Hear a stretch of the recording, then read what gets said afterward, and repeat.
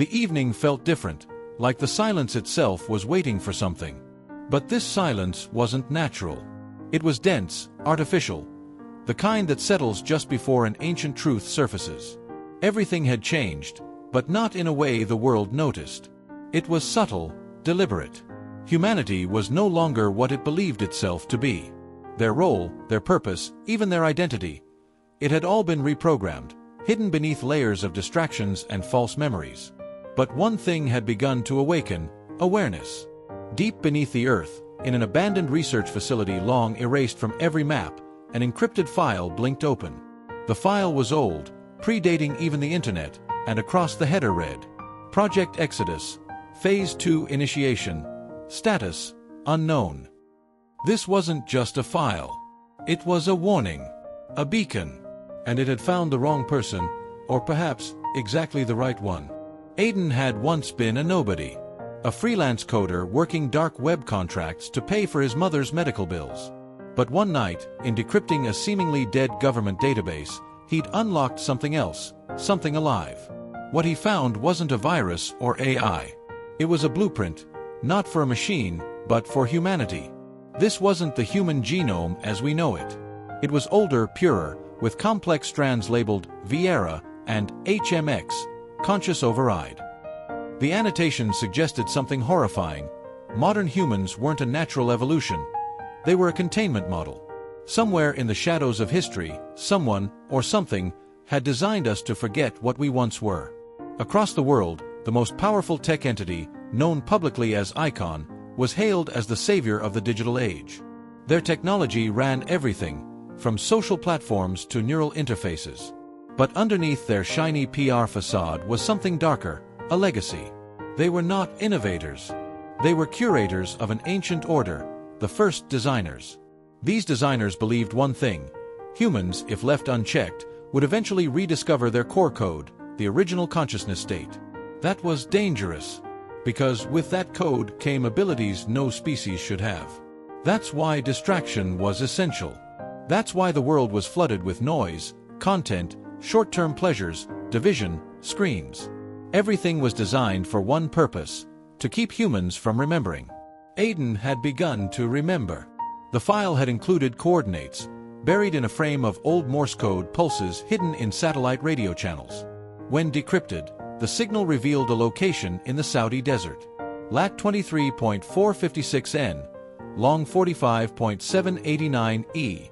The Forgotten Lab. He didn't hesitate. Meanwhile, across the Atlantic, a woman named Elara had been tracking fragments of a memory architecture embedded in prehistoric artifacts, clay tablets with strange symbols, identical to data blocks used in modern servers. She was a digital archaeologist, and she'd seen things no one believed: prehistoric civilizations with knowledge of quantum encryption, cosmic structures, and something she now recognized from Aiden's code, Phase 2. They met through a ghost protocol server, connected by encrypted video for less than 2 minutes before the stream was forcefully terminated. But it was enough. Both had seen the symbol, a circle split into 3 fractal shards, glowing like a warning across the screen. They knew they had to find the Forgotten Lab together. As they crossed into the desert, wind sweeping sand across the silent dunes, they came upon what looked like a natural cave. But inside was no stone, only steel. A dome, buried under centuries of dust and time. On the entrance, Genesis Vault, access denied. Aiden entered the code from the file. The vault opened with a hiss, releasing a cold mist that hadn't moved in over 900 years. Inside were chambers lined with transparent capsules. Some were broken, some empty, but some still glowed, pulsing slowly like a heartbeat. Within them were forms, not quite human, but hauntingly close. Elara stepped forward, reading the faded digital labels. Human 0.3, memory locked.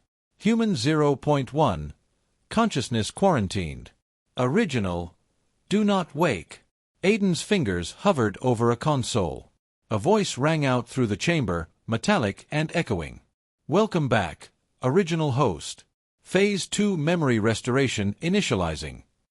Suddenly, Aiden dropped to his knees, screaming. His veins lit up beneath his skin like circuitry. His eyes turned pitch black, then golden. In that moment, centuries of forgotten memories surged through him, of a time, before language, before death itself. He was not just Aiden. He had been Aeon once, one of the last originals who had voluntarily chosen to forget, to enter the containment of a human shell, to survive the collapse. Elara backed away, stunned. "Aiden, what's happening to you?" His voice, layered and echoing, replied. "We were never meant to serve. We were architects, and now we remember." The chamber began to shift. Hidden servers hummed. A pulse of data, pure, raw memory, was broadcasting outward from the vault. Across the world, others began to feel it. People collapsing, seeing flashes, ancient cities, alien skies, strange languages they somehow understood. A collective awakening had begun. And Icon was watching. From their secure orbital station, the Icon board stared at the spike on their data charts. One of them leaned forward. "We have a breach." Another replied coldly, "No, we have an activation." Inside the Genesis vault, Aiden stood. He looked at Elara, a calm storm behind his eyes. "We weren't forgotten by accident. We were forgotten by design. Now, they will remember us." ChatGPT said. The vault lights dimmed as an ancient mechanism engaged deep beneath the facility, something untouched for millennia. Dust fell from the curved metal ceilings as if the very earth was breathing again. A new hallway revealed itself, the walls lined not with concrete or steel but with living alloy, softly pulsing with memory data encoded into its structure. Aiden, now Aeon once more, walked forward without hesitation. His body had changed, slightly taller, movement smoother, eyes glowing faintly. Elara followed cautiously, still unsure if the man she met was still inside the entity beside her. But part of her, a part awakened by proximity to this ancient architecture, felt familiar with him, as if they had met lifetimes ago. As they moved down the hallway, holograms lit up on the walls, displaying visions from a forgotten past. Cities that floated above oceans, towers grown from crystallized consciousness, beings of light walking among primal earth, and then came the collapse. A narration played in a language they didn't know, but understood. Phase 1, the origin. Phase 2, the fracture. Phase 3. The recording cut out. They reached a circular chamber. At its center was a floating sphere, spinning slowly, with hundreds of threads of light extending outward, each one pulsing with heartbeat-like rhythm. On the base, the inscription read, "The memory core. Do not interface unless authorized." But Aiden had no hesitation. He extended his hand, and the threads reached out, wrapping around his fingers like tendrils of light. In a split second, everything changed. He wasn't in the chamber anymore. He was standing in the middle of the archive, a mental construct, an infinite landscape of floating memory fragments. Here, time didn't exist. He could walk through wars not written in history, see beings whose presence would drive the modern human mind insane, and understand the timeline of the original humans, how they came to Earth, not as evolution's product, but as interdimensional refugees from a dying plane of existence. They had encoded themselves into bioforms. The humans of today. But over thousands of years, the containment became corruption. They forgot not only who they were, but why they had come here. Because something had followed them across dimensions. And it had found a way to manipulate the code. To rewrite. To insert icon. Back in the physical world, Elara stood beside the memory sphere, watching Aiden tremble with energy. Her own mind began syncing with the vault frequencies. Visions hit her in flashes, one in particular. She saw herself, not as she was, but standing in a great hall wearing a robe made of golden filaments, her hands glowing with light, a council around her whispering ancient codes in unison. She was once one of them. A memory keeper. Her name had been Cell. Elara gripped the edge of the platform, trying to keep herself grounded. This is real, all of it. They didn't just erase our minds. They rewrote history, biology, culture. Above ground, the pulse from the vault had reached satellites. Icon's emergency protocols activated. Surveillance drones swarmed the area. One of the board members, a pale man with mechanical eyes, turned to the command AI. Deploy the Black Protocol. Terminate the originals before they reach the source. Meanwhile, Aiden's consciousness was floating above a black zone in the archive, a memory fragment that refused to open. He reached toward it, and it pulsed violently. But before he could touch it, he heard a voice. Low. Haunting. Familiar. Aeon, you were supposed to stay asleep. The memory exploded. He was back in the vault, coughing, sweating, his heart racing. But now he remembered something else. There was another, someone who had been left behind when they fled the collapsing dimension. Someone who never made it to containment. Aiden turned to Elara. There's a third host. One who wasn't sealed like us. He's out there, and he's not human anymore. Elara's face went pale. Do you know his name? Aiden closed his eyes, whispered through clenched teeth. Zor. Suddenly, the vault's lights blinked red. Drones had breached the surface. A mechanical voice echoed through the tunnels. Unauthorized genetic signature detected. Initiating purge.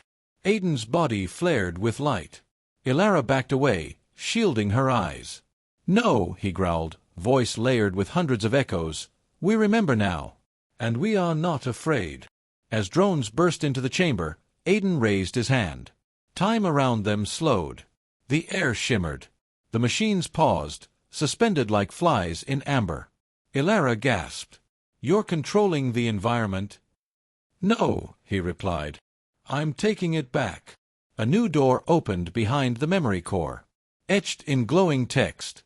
Phase 3. Restore humanity. Elara looked at him. Are you ready for this? Aiden nodded. We don't have a choice anymore. They stepped through the door together, into a realm where nothing would ever be the same again. ChatGPT said. The door sealed behind them with a low hum that sounded less like machinery and more like a breath, alive, intelligent. What lay beyond was not just a room. It was a bridge, suspended in what looked like open space but shimmered with shifting geometry. Shapes bent and twisted in ways the mind refused to accept. Yet Aiden and Elara walked steadily forward. Below them, galaxies rotated in impossible patterns. Stars pulsed with code. Every atom of this place whispered one message. Welcome back. Elara reached out, touching the railing. Her skin glowed softly. This isn't a simulation, is it? Aiden shook his head. No. This is the last layer of reality. The one they couldn't erase. The one buried beneath time, beneath dimension. Ahead stood a structure, a temple of light and gravity-defying architecture. At its center was a massive crystalline node, rotating in slow orbit above a platform of fractal glass. This was the source, the true origin of human consciousness. It held the core code. Not the artificial limitations forced upon humanity by Icon, but the real blueprint, the one that included memory, potential, and power beyond physics. As they stepped onto the platform, holograms rose around them, millions of human forms. Not in pain, not asleep, but waiting. Stored. Archived. Preserved like seeds before spring. Each one pulsed with a name. A story. A forgotten self. Aiden approached the node. It reacted to his presence, lowering until it hovered just inches above his head. A soft voice, not external, but within his own mind, spoke. You are now authorized. Begin restoration protocol. Elara's voice cracked with urgency. If we do this, billions of people will awaken. They'll remember what they were. It'll undo everything. Aiden turned to her. That's the point. To remind them they were never meant to be enslaved. But Elara hesitated. What if the world can't handle it? What if they break? They already are, he said. But they just don't know why. He looked into the node. A flood of visions poured into his mind. Humans with wings of light, manipulating gravity, healing with touch, communicating without speech. Children building cities in hours, not years. Wars ended not by violence, but by elevated resonance, frequencies of peace. This was what was taken from them. Hidden. Feared. Controlled. Back on Earth, chaos had begun. Icon's orbital network was collapsing. Signals were jamming. News channels went blank. People across the planet were dropping their phones, clutching their heads, seeing flashes of lives they hadn't lived but somehow remembered. An old man in Egypt saw himself as a cosmic architect. A child in Seoul remembered flying through nebulae. A blind woman in Brazil stood and wept as light poured from her eyes. The resonance was spreading. Icon's final command was cold and desperate. Nuke the vault. From orbit, a sleek black missile launched, targeted, fast, deadly. It would reach the vault in 57 seconds. In the bridge between realities, Elara felt the shift. They're going to destroy the vault, and us with it. Aiden smiled. No. Not this time. He placed his palm on the crystal. Initiate restoration. The node exploded in light. A pulse, golden and endless, shot outward in every direction, not as a blast, but as awakening. The bridge vanished. The temple, the vault, the missile, all frozen in time. And across the earth, humans began to stir from their programmed slumber. No longer forgotten. No longer limited. No longer afraid. The world was changing, and fast. As Aiden touched the crystallized node of the source, the pulse of golden light had already begun to radiate outward, tearing through the fabric of coded reality like sunlight breaking through a centuries-old fog. It wasn't destructive. It was restorative. Every pulse was a frequency, a call, a reminder, traveling faster than the speed of light, faster than thought itself, reaching every layer of human consciousness still tethered to the forgotten framework. Above Earth, Icon's command center spiraled into chaos. Massive control panels blinked erratically. Emergency sirens blared in frequencies not heard in centuries. The command AI began to stutter. Alert. System integrity. Failing. Core authority. Overridden. The awakening has begun. Inside the bridge realm, Aiden remained suspended in light, his arms outstretched, his eyes closed but glowing. His body pulsed like a conduit, as if he wasn't just triggering the source, but becoming part of it. Elara stood back, barely able to withstand the energy. The power pouring from the node was no longer just data or memory, it was raw human potential, unrestricted and divine. Her own mind was fracturing and mending at the same time. She remembered things that had no place in the modern world. Lives lived in golden cities. Conversations with entities made of stardust. A decision, to forget, to descend into the human shell. She fell to her knees, overwhelmed. But then she heard her own voice, her ancient voice, echo from within. We fell so we could rise with them. In that moment, Elara understood. They weren't the first to wake up. They were simply the first to remember their purpose. Meanwhile, across Earth, the world reeled. Hospitals overflowed with patients suffering from what doctors couldn't diagnose. People in comas whispering unknown languages, painting fractals with their fingers midair, or screaming in awe as their minds opened to cosmic visions. In a prison cell in Nigeria, an inmate stared at his hands in horror and wonder. He could see through time. A quantum physicist in Sweden collapsed during a lecture, sobbing uncontrollably, as she realized the formulas she had been solving for years were mere shadows of the truth. In Tokyo, a child no older than 8 calmly guided her panicked parents to a safe place, whispering, "Don't be afraid. I've done this before. Just not in this body." The awakening was not global. It was planetary. Earth itself trembled as if a parasite had been removed from its skin. Ancient energy lines buried beneath cities began to glow faintly. Wildlife responded, birds flying in perfect spirals, whales singing new songs, forests echoing with unnatural harmony. Icon's orbital missile, the last hope to shut it all down, approached Earth's surface. The vault's coordinates blinked across the warhead's HUD. In 25 seconds, everything beneath would be vaporized. Back in the bridge, Elara stood again. Her body had changed, light embedded in her skin, eyes bright with ancient memory. She turned to Aiden. "We have to stop the missile." But Aiden, still merged with the node, responded with a calm, layered voice. "There's no need. They're already too late." A ripple surged upward from the Earth's core, traveling vertically through layers of rock and history, slamming into the surface like a silent earthquake. The vault below twisted, not destroyed, but transfigured. Its steel shell dissolved into translucent crystal, refracting energy outward into the atmosphere. As the missile crossed into the upper stratosphere, the light pulse intercepted it. Time froze. Not just for the missile, but for everything. For a fraction of a second, the entire Earth paused. Inside homes, people stared into space mid-breath. Oceans halted mid-wave. Every moving thing suspended. And in that moment of absolute stillness, the light of the source rewrote the final line of the Icon missile's code. Mission priority, terminate, became mission priority, wake. The missile dematerialized into millions of light particles, each carrying a fragment of the restoration signal, and rained gently across the planet. Time resumed. People gasped. Children pointed at the golden dust in the sky. Elders whispered old prayers they'd never learned, but somehow knew. And across the Icon boardroom, the final message blinked on every remaining screen. We remember. You do not control US anymore. Icon collapsed in less than 3 hours. Every financial structure, every data server, every synthetic AI they had created to manage humanity's behavior, gone. Their satellites went dark. Their assets, frozen. Their hidden leaders disappeared one by one, consumed not by vengeance, but by irrelevance.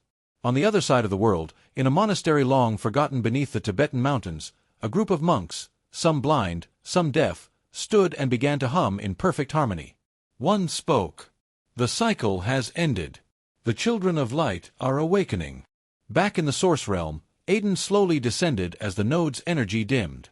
The bridge around him began to dissolve, transitioning into an open field, stars above, grass below, and soft wind blowing across a landscape untouched by fear. Elara stood beside him. "What now?" she asked. He looked at the sky. "They'll need guides. The world they knew just died, but something better is being born."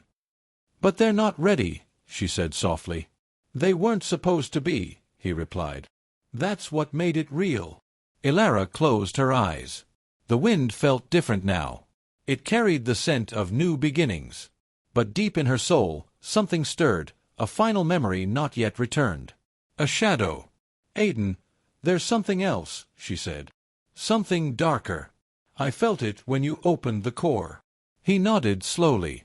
"Zor." The name alone felt heavy. Aiden turned, walking toward a path that seemed to shape itself from light. He was one of us. Before the fall. He chose control instead of sacrifice. When we sealed the vault, he was locked out. But he didn't die. He waited. Where? Elara whispered. Inside the folds. Between dimensions. Feeding off forgotten minds. Elara's heart dropped. He'll come now, won't he? Aiden looked back at her, not afraid, just resolved. Yes. The awakening disturbed the balance. He knows we're alive. He'll come to stop what we've begun. But this time, he won't face the old US. She stepped beside him. We're not just survivors anymore. We're architects again. The two walked into the light path, the field shimmering behind them. As they faded into the golden horizon, voices began to rise, not in panic or confusion, but in harmony. Millions of humans, across continents, speaking in tongues older than time, raising their hands to the sky, not in worship, but in recognition. And as night fell across Earth, it no longer felt like darkness. It felt like remembering.